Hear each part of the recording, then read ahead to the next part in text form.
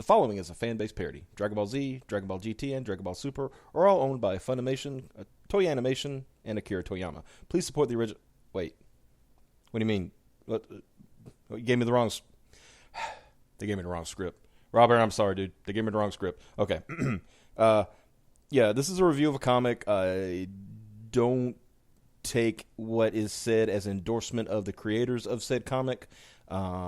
This video is kind of low quality. If you want slightly better quality, go check out like graded 0.5 or something. Yeah, y'all have a good one and enjoy the video.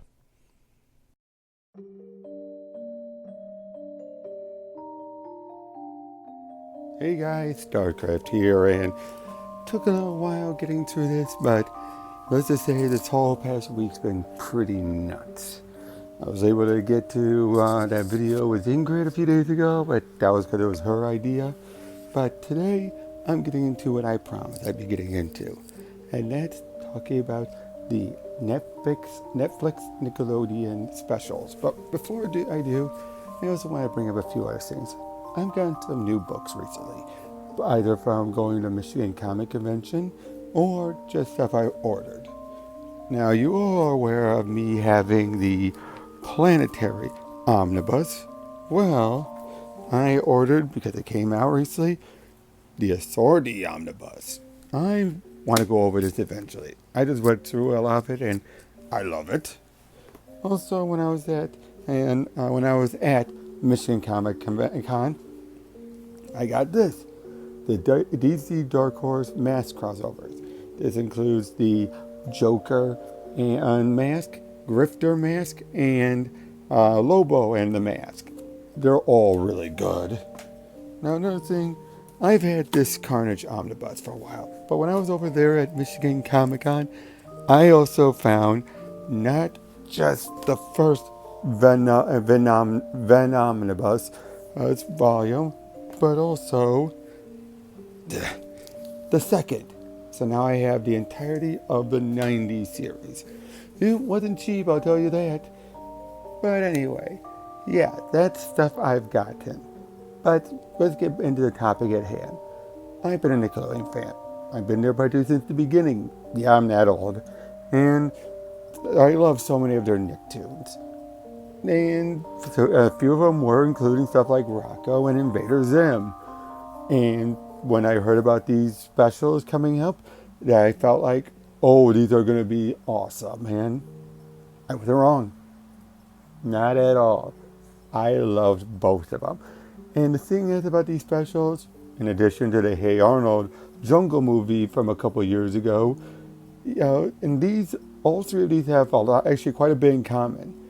Now, whereas Hey Arnold Jungle movie that thing was practically written since forever and just was tying up so many loose ends, these two specials in particular, just like Hey Arnold actually, all do one thing in common. They both give a possible grand finale, but at the same time also set things up for a new beginning. That way, if it ends up not doing so well, it just ends the story, or ends something that people long wanting to see. And in the case, that's in the case of Hey Arnold. In the case of the other two, for Invader Zim and Rocko, decide to instead tell us, well, let's just give this one grand send-off. And they both work in that regard. Let's start with the first one that came out, Rocko Static Cling. This is a case where it picks up where Rocko left off, but with some slight retconning. Because you see, when Rocko ended, it was in his hometown of O-Town was already many years in the future, very futuristic, high tech, and he and Heifer already came back from a long journey. And when they took off, and Filbert's kids were there with them in the rocket ship, and it took off. Now, also, Filbert was supposedly old, but was able to rejuvenate himself through exercising and everything. But in this basically throws most of that out the window. Instead, it just has to be that they were just out in space for 20 years, and O-Town has progressed to be more where it is now. But, I gotta say, one thing you'll hear me talk about in both of these is, it's just so great having the entire cast back. You have Carlos Alzari and back as, I think that's how you say his name, back as Rocko. You have Mr. Lawrence back as Filbert. Mr. Lawrence is also Plankton in the SpongeBob. And speaking of SpongeBob, you have Tom Kenny back as Heifer. And yeah, and it is just so great. And I just love how they don't even miss a beat. They have a beat that Heifer's had the remote control stuck on his butt this whole time, and Filbert's like, "Are you kidding me?" As they're arguing, and Rocco's like, "Fellas, we're gonna miss our chance to get back to Earth." And well, they make it back, and well, I could just summarize the whole movie, but I won't. I won't spoil everything, but I will talk about some key plot points, and also bring up and raise some interesting plot holes that actually but have some explanations. For example, they come down there, and if you've seen the previews, you already know what happened. Rocco and Alfred and Filbert start seeing how the rest of this new advanced, 20 years later world is, trying out all this new technology, and while Heifer and Filbert are starting to make adjustments to it pretty easily, Rocco is not. And that actually explains later on why Rocco wants to bring see the Fatheads again when he should know by now it's already been canceled. But he's either so desperate he forgot, or he saw they still be in reruns. Either way, though, the Fathead's been off the years since he left. We find that from Mrs. Bighead, who is, as you know, I see from the show, is she's had an interest in Rocco in some regards. Not only that, though, Mr. Bighead, through a little fault of Rocco and the others' return, makes a major mistake that causes Conglomerate to start his business to go under, and because of that, he's going to lose his house because they want to make it a place for to be housing all the unemployed people. So Big Head's made some huge mistakes right off the bat, and Rocco is just so desperate to have something that reminds him of the past that he wants to find Ralph, Mr. Big Head's son and creator of the Fatheads, to find a way to come back and get stuff all started again. And shenanigans happen, and eventually we lead to Rocco. He does find Ralph. Ralph is now Rachel.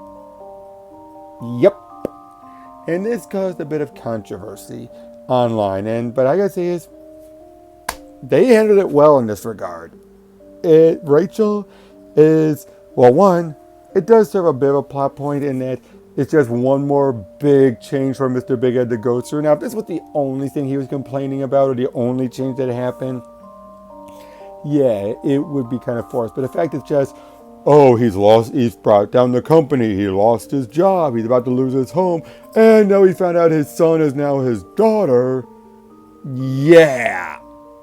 As he's put to himself, he's basically suffering from way too much change. And basically, that's how this was handled. Rocco and the others are perfectly all right with it. They see nothing wrong.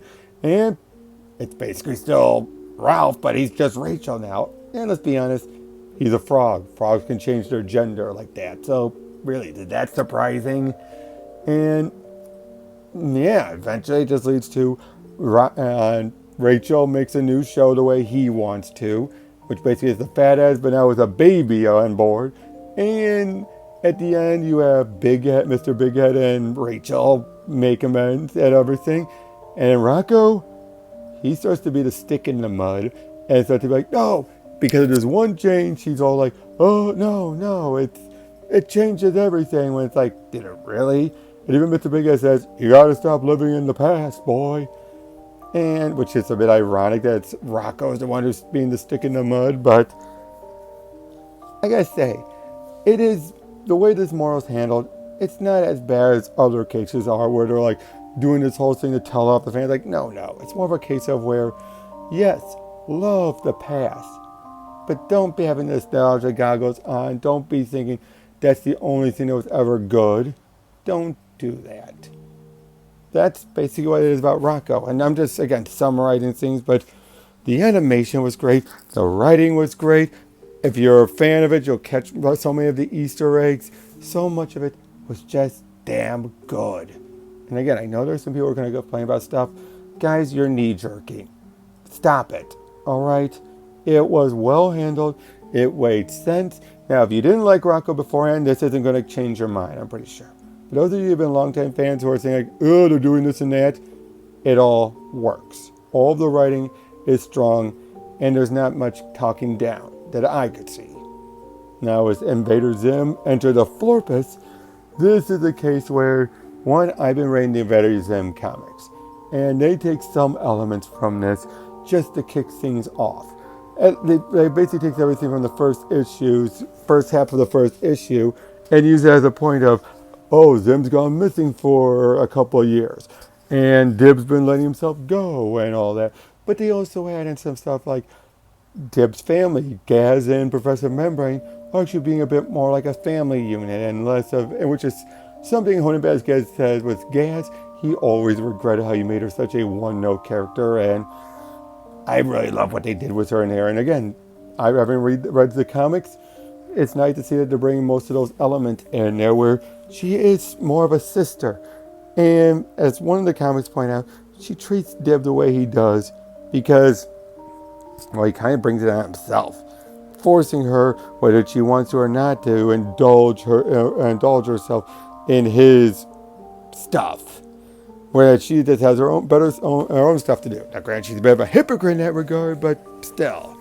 And yeah, when it comes to this though, Zim soon finds out that after all the stuff that the adaptation of the first half of the Zim comics, Zim has come to a realization that his tallest, he's been played for a fool. They tricked him off the planet away from their route, and he has a breakdown.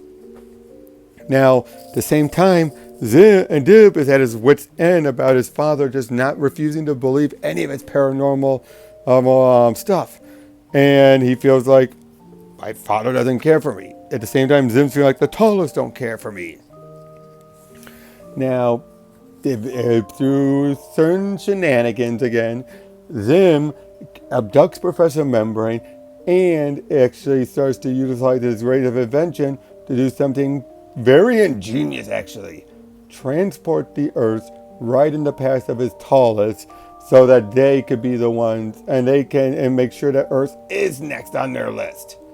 And, well, but at the same time when he did it, it creates what's known as a Florpus, a rift in space and time in the multiverse, where other dimensions are starting to collide. Gotta be taken care of.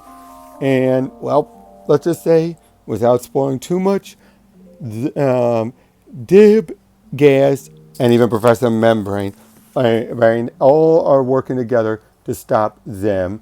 At the same time, then they're having to put everything back to normal as best they can and get Earth back.